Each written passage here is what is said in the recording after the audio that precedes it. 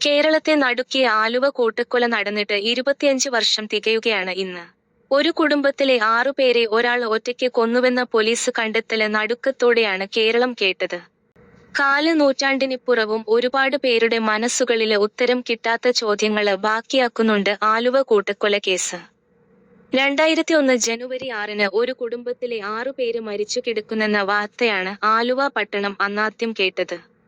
നഗരത്തിലെ വ്യവസായി മാഞ്ഞൂരാന് അഗസ്റ്റിന്, ഭാര്യ ബേബി, മക്കളായ ജോമോന്, ദിവ്യ, അഗസ്റ്റിന്റെ അമ്മ ക്ലാര, സഹോദരി കൊച്ചുറാണി എന്നിവരാണ് മരിച്ചത്.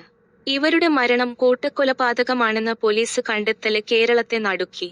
കൊലപാതകം നടന്ന ദിവസങ്ങൾ പിന്നിട്ടിട്ടും കാര്യമായ തെളിവൊന്നും പോലീസിന് കിട്ടിയില്ല. അയൽവാസികളുടെയെല്ലാം മൊഴികള് വീണ്ടും വീണ്ടും രേഖപ്പെടുത്തുന്നതിനിടെ തോന്നിയ നേരിയൊരു സംശയത്തില് നിന്നാണ് പോലീസ് കൊല്ലപ്പെട്ടവരുടെ കുടുംബ സുഹൃത്തും അകന്ന ബന്ധുവുമായിരുന്ന ആന്റണിയിലേക്ക് എത്തുന്നത്. അപ്പോഴേക്കും ആന്റണി ഗൾഫിലേക്ക് കടന്നിരുന്നു.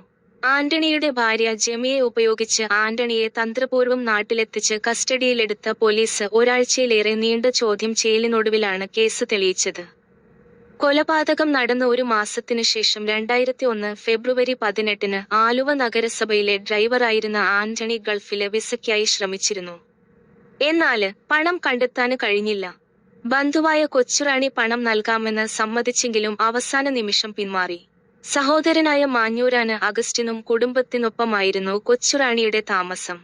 കൊലപാതകം നടന്ന ജനുവരി 7-ന് ഈ വീട്ടില് ആന്റണി എത്തുമ്പോള് മാഞ്ഞൂരാന് അഗസ്റ്റിനും ഭാര്യയും മക്കളും സിനിമയ്ക്ക് പോകാന് ഒരുങ്ങുകയായിരുന്നു. ഇവര് സിനിമയ്ക്ക് പോയതിനു പിന്നാലെ പണത്തിന്റെ പേരില് കൊച്ചുറാണിയും ആന്റണിയും തമ്മില് വാക്കുതർക്കമുണ്ടായി.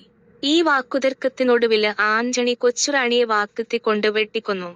ശബ്ദം കേട്ട് ഓടിയെത്തിയ അമ്മ ക്ലാരയെയും തലക്കടിച്ചു കൊന്നു.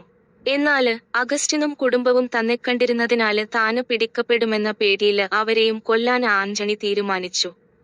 അങ്ങനെ അവര് സിനിമ കഴിഞ്ഞു വരുന്നതുവരെ വീടിനുള്ളില് കാത്തിരുന്ന ആന്റണി വീട്ടിലെത്തിയ അഗസ്റ്റിനെയും ഭാര്യയെയും മക്കളെയും കോടാലി കൊണ്ട് തലക്കടിച്ചു കൊന്ന ശേഷം കടന്നുകളഞ്ഞു. ഇതായിരുന്നു പോലീസ് അന്വേഷണത്തിലെ കണ്ടെത്തല്. എന്നാല് ഒരാള് ഒറ്റയ്ക്ക് 6 പേരെ കൊന്നെന്ന പോലീസ് കണ്ടെത്തല് നാട്ടുകാർക്കും ബന്ധുക്കൾക്കും പോലും അവിശ്വസനീയമായിരുന്നു. കൊല്ലപ്പെട്ട മാഞ്ഞൂരാന് അഗസ്റ്റിന് ബിസിനസ് രംഗത്ത് ശത്രുതയുണ്ടോയെന്ന കാര്യത്തിലടക്കം പോലീസ് അന്വേഷണം ഉണ്ടായില്ലെന്ന വിമർശനവും ഉയർന്നു. അങ്ങനെയാണ് CBI അന്വേഷണത്തിനുള്ള മുറവിളി ഉയർന്നതും കേസ് CBI ഏറ്റെടുത്തതും. പക്ഷേ ലോക്കല് പോലീസിന്റെ കണ്ടെത്തലുകളെല്ലാം ശരിവയ്ക്കുന്നതായിരുന്നു CBIയുടെയും അന്വേഷണ റിപ്പോർട്ട്. അങ്ങനെ 2005 ഫെബ്രുവരിയില് കൊച്ചിയിലെ CBI കോടതി ആന്റണിക്ക് വധശിക്ഷ വിധിച്ചു. ഹൈക്കോടതി ആ ഉത്തരവ് ശരിവയ്ക്കുകയും ചെയ്തു.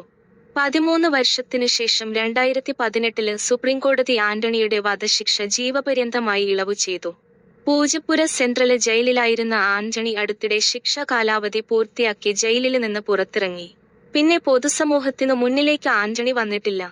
കൂട്ടക്കൊലപാതകം നടന്ന മാഞ്ഞൂരാന് വീട് ഇന്നില്ല. അത് പൊളിച്ചു നീക്കി അവിടെ ഒരു വലിയ ഷോപ്പിംഗ് കോംപ്ലക്സ് ഉയർന്നു. കാൽറ്റാണ്ടിനിപ്പുറം ഇപ്പോഴും കേൾക്കുന്നവരെയെല്ലാം ഭയപ്പെടുത്തുന്നൊരോർമ്മയായി ആലുവ കൂട്ടക്കൊല അവശേഷിക്കുന്നു.